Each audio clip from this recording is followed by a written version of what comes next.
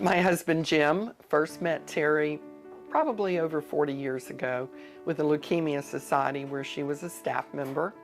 And he met her, and she eventually started base camp, and they remained friends all those years until finally he became a full-time board member of base camp. Then approximately 20 years ago, our son, who was 19 years old at the time, was diagnosed with non-Hodgkin's lymphoma. And so we went through that process with our son fighting it. He eventually became a survivor. What we discovered after he went through his journey was that we knew people to call.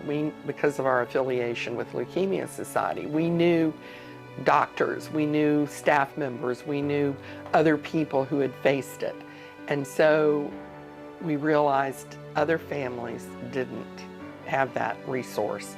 So after our son was in remission and we were on our way, we decided to get heavily involved in base camp. Jim was mostly involved in fundraising and also events also, but it was on a national basis. So we saw that there was a need locally and many counties locally for help for children and their families.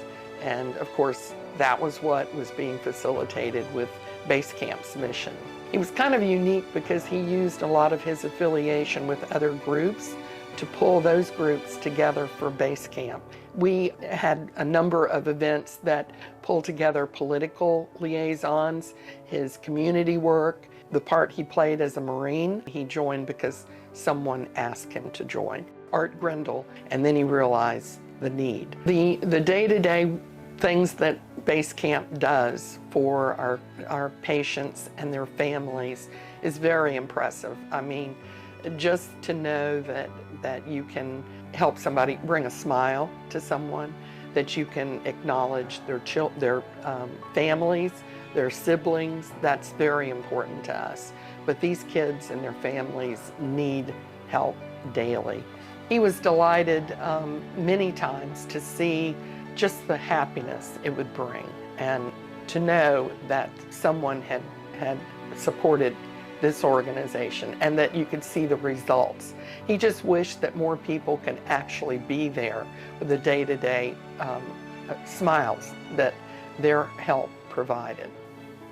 Jim's affiliation with base camp really started out very innocently as a volunteer, and then as it progressed, it became really part of his life, and he loved bringing all of these groups together, whether it was his people in real estate, his Marine friends, his community work, his work as a lobbyist, his work in a lot of different areas in politics.